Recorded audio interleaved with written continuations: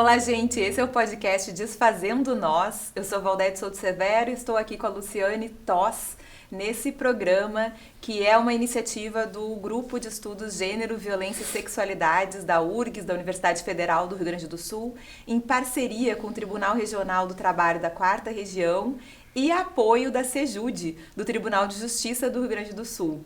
Hoje o nosso programa é sobre sexualidades. É isso, Lu? É isso, tudo bom, gente? Hoje nós vamos falar sobre sexualidade. A gente vem falando sobre gênero, né, desde o primeiro episódio, e aí é bom que a gente traga em algum momento o que efetivamente é esse gênero, de que se trata esse tal de sistema gênero. E aí eu quero começar um pouco resgatando a inserção desse conceito dentro, não só da academia, mas do feminismo ativista, que no Brasil acontece ali por volta da década de 80 e 90. Até os anos 70, o feminismo estava concentrado, digamos assim, lá na escola francesa, né, na escola da Sorbonne, onde estava Simone de Beauvoir, a Kercoat, enfim, que trabalhavam o que a gente pode chamar de sistema sexo. Né? Todo o sistema de exploração, de dominação contra as mulheres, que era baseado nessa distinção homem-mulher, se dava a partir do conceito de sexo. O gênero é um conceito que entra, vamos dizer assim, transversaliza essa questão do sexo através, principalmente, da antropologia, né? E da medicina. Da medicina, né? Então, o que acontece? Para nós aqui, importa esse conceito que Gayle Rubin, Mônica Wittig vão trabalhar a partir da década de 70 como um sistema mais complexo do que o sexo, que vai ser estruturado a partir das sociedades e que vai impor papéis e vai estabelecer dissonâncias e dissidências, né? Então, falando em linguagem bem clara, o sistema gênero é aquilo que vai impor performances sobre a vida das pessoas e que vai gerar quem é aceito na sociedade e quem não é aceito na sociedade, que vai gerar quem vai conseguir empregos na sociedade e quem vai ser rejeitado pelo mercado de trabalho por ter um corpo dissidente. E aí é o interessante que lá em 1975, até trouxe uma guia aqui para mim não esquecer nada. A Gayle Rubin, que é uma das autoras influentes para a questão de gênero no Brasil, ela vai escrever um livro chamado Tráfico de Mulheres, onde ela vai falar sobre hierarquias sexuais que se dão a partir da construção da separação entre sexo e sexualidade, né? Mas o livro dela que nos influencia mais é um livro chamado Pensando o Sexo, que é de 1984, 85, onde ela então vai estabelecer o que ela chama de sistema gênero-sexo, né? Tentando, depois a Judith Butler vai trabalhar um pouco isso de forma melhor na sua matriz heterossexual. Junto com a Gayle Rubin, influencia a nossa, digamos assim, a nossa academia aqui, a Joan Scott, que era uma historiadora e que vai construir a ideia de gênero a partir dos processos religiosos, jurídicos e políticos que incidem sobre as relações de poder. Então, a Joan Scott vai construir a ideia de gênero dizendo o seguinte, que o gênero tem 4 estágios, né? Tem 4 tipos de dominação que começam desde a construção da imagem da mulher. A Valdete, num podcast recente, fala sobre a questão da Eva, né? Quer dizer, quem é a mulher dentro do processo de construção da moralidade. Então, assim, religião, política, trabalho e, sobretudo, ciência vão impactar fortemente nesse processo do que é da influência do gênero, né, e do papel das pessoas. No Brasil, não posso deixar de falar sobre a Guacira Lopes, que eu acho que é uma das primeiras autoras importantes, também ali na década de 80, que vai trazer essa noção de gênero para dentro da questão da educação. Então, para começar, Valdete, vamos falar dessas 3 autoras, então Gayle Rubin, a Joan Scott, falando de gênero, e a Guacira Lopes, que vão começar a trabalhar a questão da sexualidade mais fortemente. A Guacira Lopes tem um livro que é uma organização, na verdade, de artigos bem interessantes. Tem um artigo da Bell Hooks lá dentro que chama O Corpo Educado e um artigo dela mesma. Eu acho que a Butler também. A Butler. Acho que trabalha, como a Lu diz, a questão, porque é isso, né, gente? Gênero é uma construção, um conceito do qual o feminismo se apropria para dizer, bom, para além da questão fisiológica, que já não é uma questão simples, porque não existe o binarismo que querem nos convencer que existe, né? Um corpo tipicamente masculino e um corpo tipicamente feminino. O Paul Preciado, um outro autor, né, francês que trabalha bastante com isso, ele também traz em vários dos seus textos o quanto existe uma multiplicidade de corpos que a ciência, de certo modo, esconde, pelo menos a ciência tradicional, né, tentando enquadrá-los dentro de um binarismo, inclusive com cirurgias corretivas em crianças muito pequenas, quando os corpos não correspondem àquilo que se espera da fisiologia feminina ou masculina. Então, existe essa questão fisiológica e existe a questão que a Lu já colocou da performance, ou seja, o gênero é o que se espera de um corpo lido como masculino e o que se espera de um corpo lido como feminino. Então, a Guacira vai dar bastante ênfase nisso. Ela tem um outro livro dela também que a gente recomenda muito,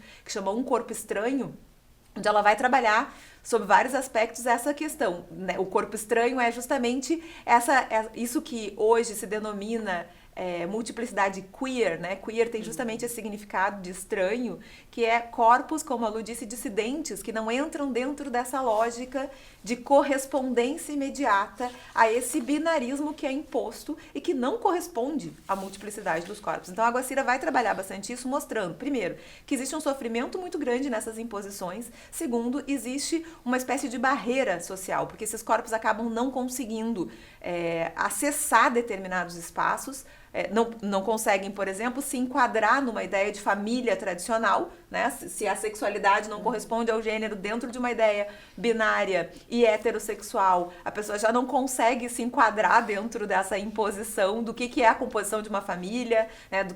E isso vai refletir, inclusive, nos ambientes de trabalho. A gente sempre traz aqui no podcast essa relação com o mundo do trabalho, que é um mundo que também nos constitui, porque esses corpos que a gente está chamando de dissidentes, né, gente? Porque essa também é uma linguagem ainda em construção.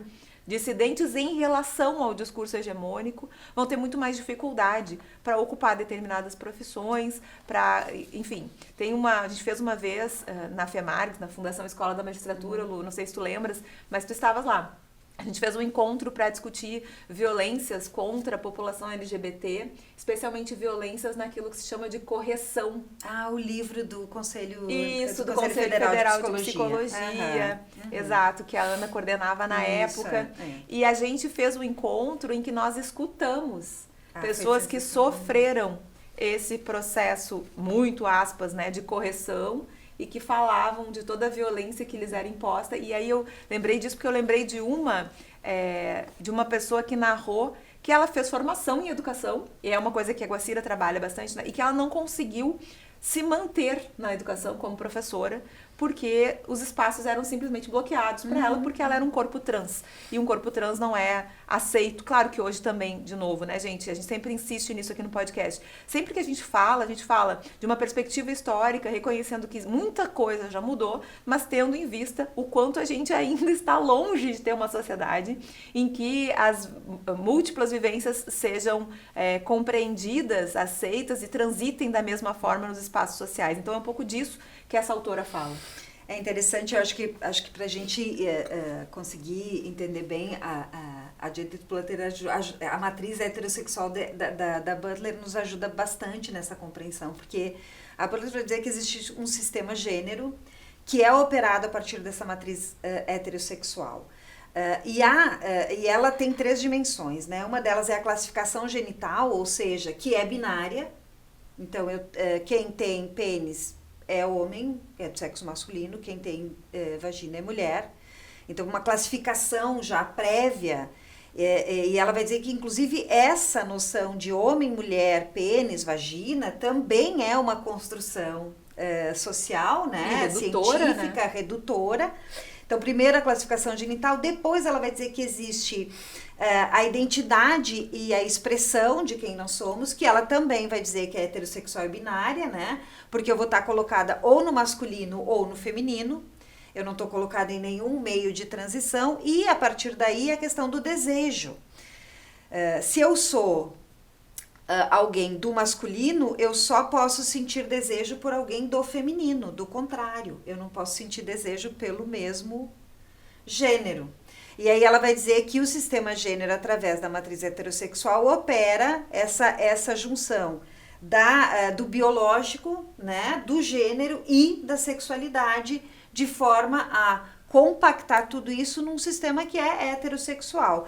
E aí eu gosto particularmente das feministas lésbicas para discutir sexualidade exatamente por isso. Porque a gente está falando de um sistema de dominação baseado na heterossexualidade, né? E aí, outra questão interessante é que toda vez que a gente fala em sistema gênero, e eu acho importante dizer isso, estas autoras, todas as que a grande maioria das feministas que a gente tem citado aqui são de matriz teórica marxista. Então, elas primeiro estudaram, primeiro se aprofundaram na questão da dominação, do que significa subordinação, dominação e etc. E aí, a partir disso, elas trabalham elas percebem que a teoria marxista deixa um resto sem explicação, obviamente, porque não tem essas discussões sobre gênero e sexualidade, mas elas partem disso. Então, tem a Mônica Wittig, que era uma companheira da Simone de Beauvoir, lá da Sorbonne, inclusive da revista Questão Feminina, né, Questão Feminista, e ela vai para os Estados Unidos, ela é uma mulher lésbica, e ela se desentende com Simone de Beauvoir exatamente por isso, porque ela pensa sistema gênero, enquanto o feminismo da década de 70 está muito agarrado na questão da unidade mulher, né, como o foco da dominação, e a Mônica Wittig, então, cria funda, de certa forma, o feminismo lésbico, né? Mas ela, junto com outras autoras, mas ela vai dizer um negócio que é muito, para nós hoje parece muito óbvio, mas que naquele momento não era. Ela vai dizer o seguinte: a heterossexualidade é uma política de Estado.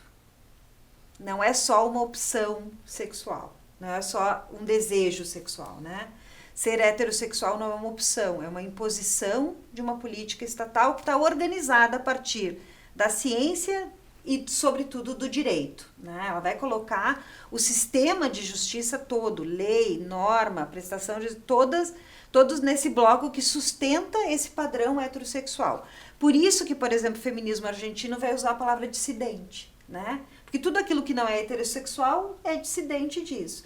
E a segunda coisa que eu acho particularmente interessante é que ela vai colocar homem e mulher como classes. Para ela, a exploração, para sair um pouco dos essencialismos, né? Ela vai dizer o seguinte, que a relação entre homem e mulher é exatamente a relação que se dá entre o capital e o trabalho. O homem exerce sobre a mulher o mesmo tipo de dominação, exploração, dessubjetivação que o capital exerce. Por isso que essa dominação é tão importante para estruturar o sistema como um todo. Deixa eu falar, senão vou me esquecer, porque você está falando e eu estou pensando num monte de coisa. Primeiro, que essa é a mesma percepção da Lucy Irigaray, né? A Lucy também fala da questão homem e mulher como classe. Mas assim, enquanto a Lu estava falando, fiquei pensando que é uma coisa importante da gente dizer para quem está nos escutando. A gente faz recortes aqui, né?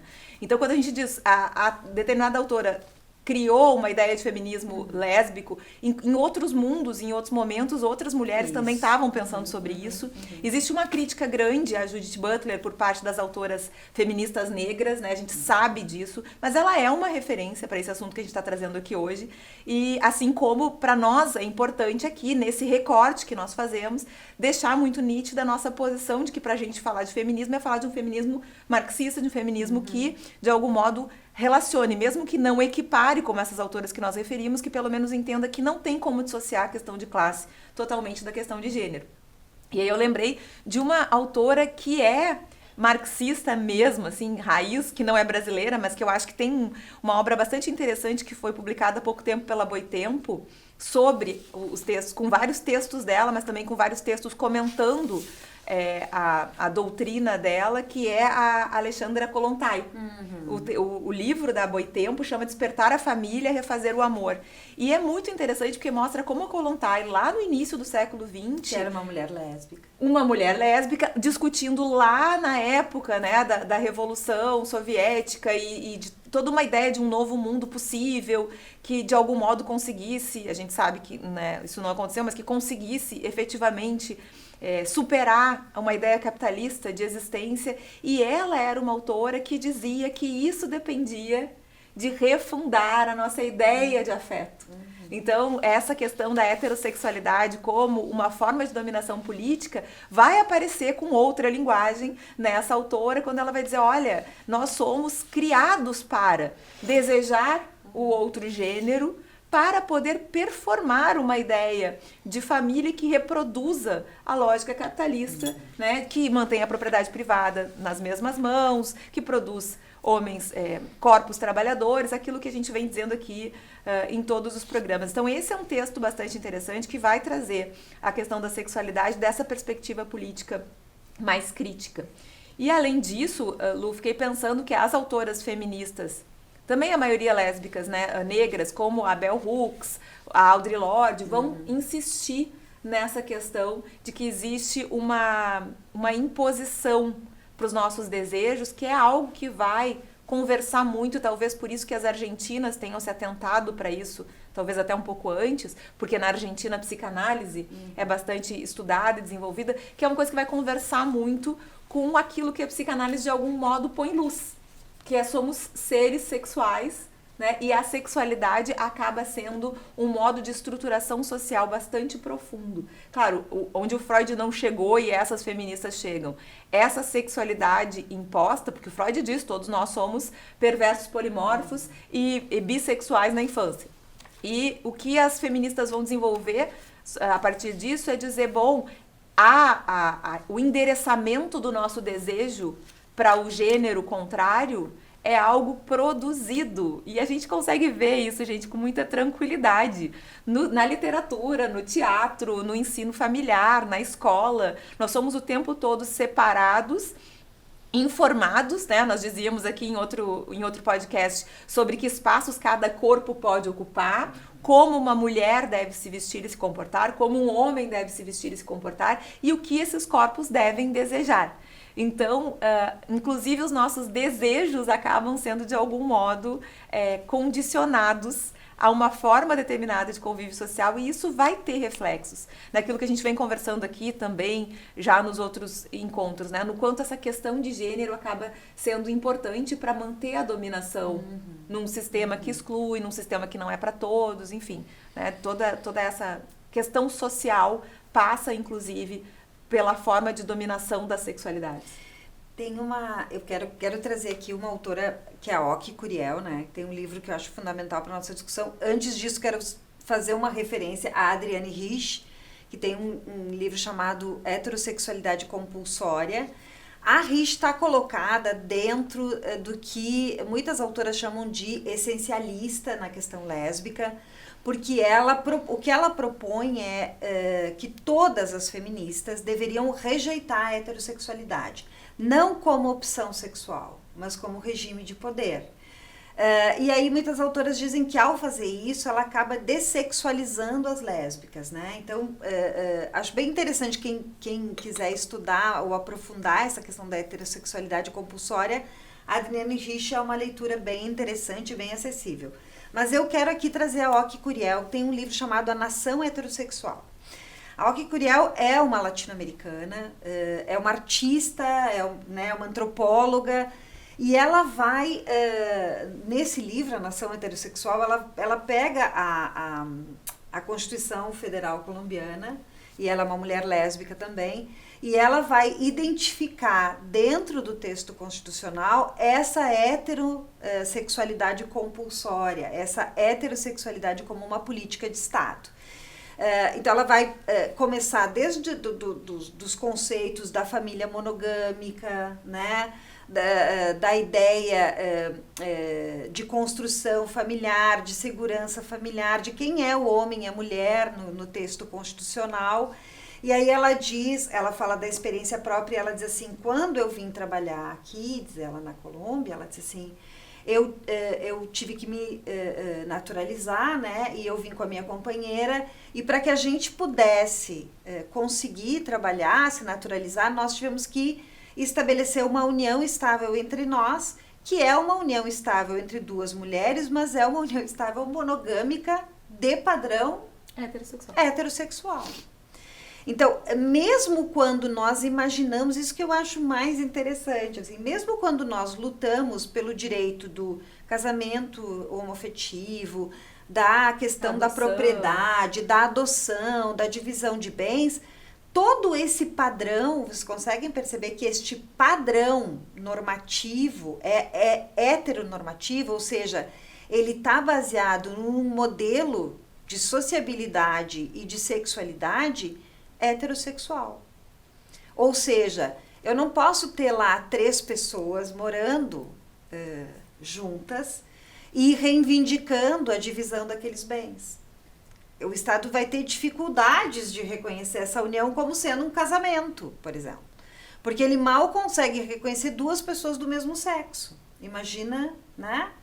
3 pessoas. Então, isso que eu acho bastante interessante quando a gente discute a questão da sexualidade. Não é tanto a questão da opção sexual ou dos corpos dissidentes, né? Mas quais são as relações de poder que estão engendradas e como as lutas por autonomia desses corpos dissidentes são conformadas numa luta padrão normativo do que existe. Outro exemplo, a gente fala, no feminismo se discute muito a questão da binariedade, né? Nós temos que fugir da binariedade, mas quando uma mulher transexual quer reconhecimento, ela quer um reconhecimento como mulher.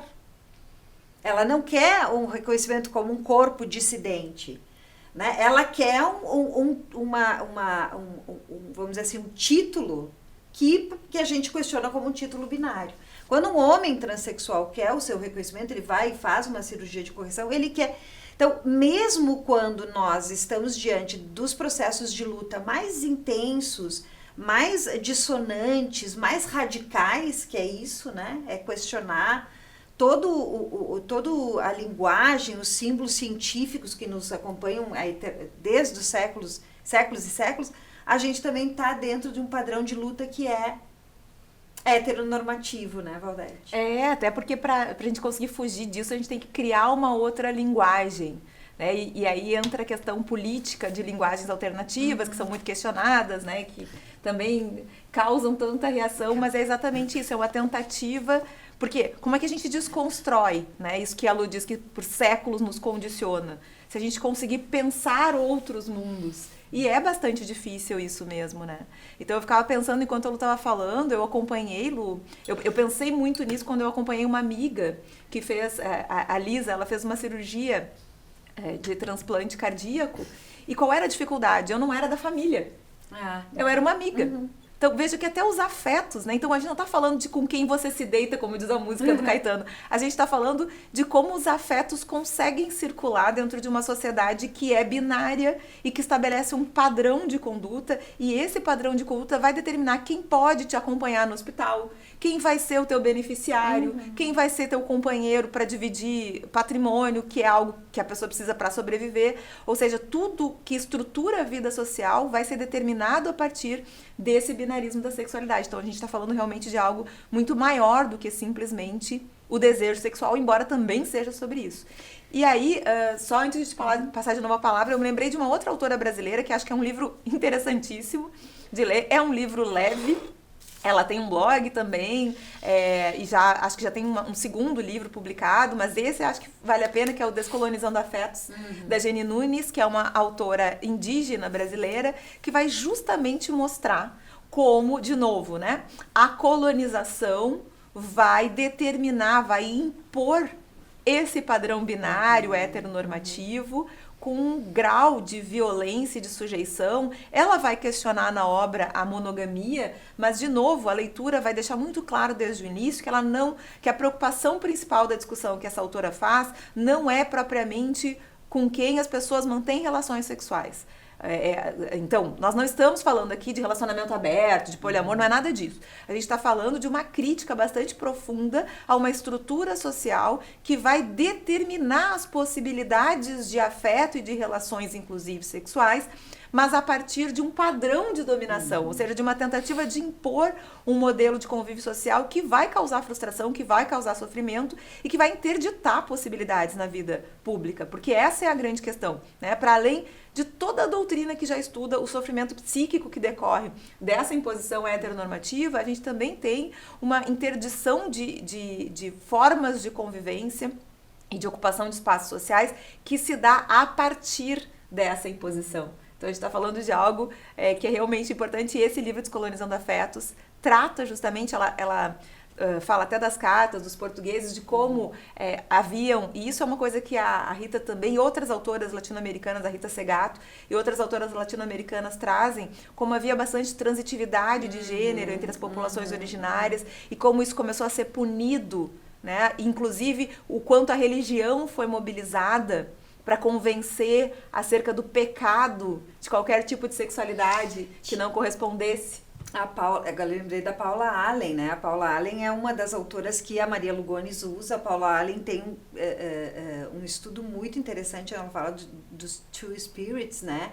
Que a homossexualidade não era uma coisa relativamente comum, assim, relativamente, não sei se eu estou usando a palavra certa, mas era comum Então ela cita vários povos originários norte-americanos onde isso os two spirits eram parte integrantes das comunidades. Então, quando a gente diz que a heteronormatividade ou a heterossexualidade é uma imposição, ela é compulsória, é porque existem muitos estudos comprovando que antes dessa colonialidade ocidental chegar nas Américas e na África, por exemplo, a heterossexualidade não era a matriz, digamos assim, de poder mais importante, né? Ou sequer era a matriz de poder.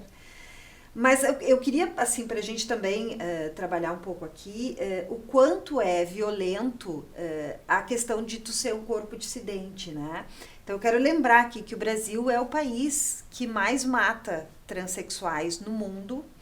É um dado estatístico muito pesado, a gente tem praticamente um assassinato por dia, e essas pessoas não são assassinadas com um tiro, elas são brutalmente, violentamente assassinadas, elas são espancadas antes de, né, elas são humilhadas publicamente. Então, assim, existe a construção de um ódio contra o corpo que não é o corpo que não é o normal, né? Contra aquele corpo que não é considerado normal.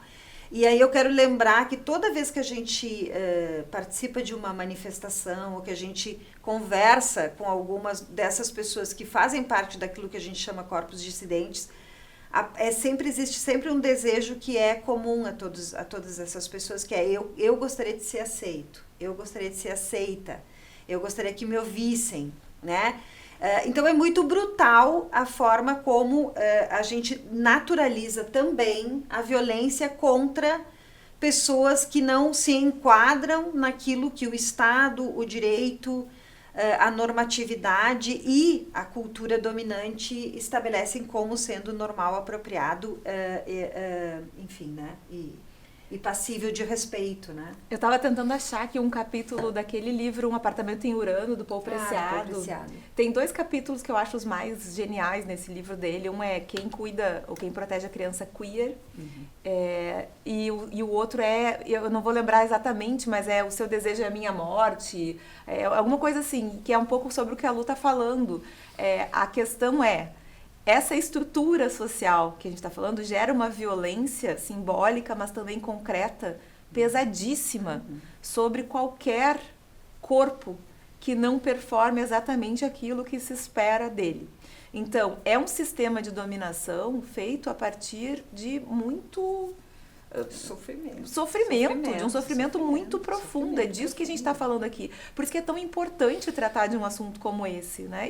E por isso que esse assunto incomoda tanto. A média de expectativa de vida de um transexual no Brasil é de 32 anos. Quer dizer, isso é uma coisa... É brutal, né? É um escândalo, né? E é disso que a gente está falando. E aí, então, também, enquanto a Luciane falava, eu lembrei de um outro autor importante, jovem, mas que tem escrito no âmbito do direito do trabalho textos que são interessantes para problematizar essa questão e uma certa miopia do discurso do Estado sobre isso, porque é isso, né, Lu? A gente está sempre falando de linguagem, né? Os próprios termos, gente, quem vai estudar mais sobre isso é bem interessante ver a origem dos termos. Heterossexualidade, homossexualidade, são termos que são cunhados justamente, muitas vezes, para determinar, né, o fato de que até muito pouco tempo no Brasil a homossexualidade era considerada uma doença. Sim.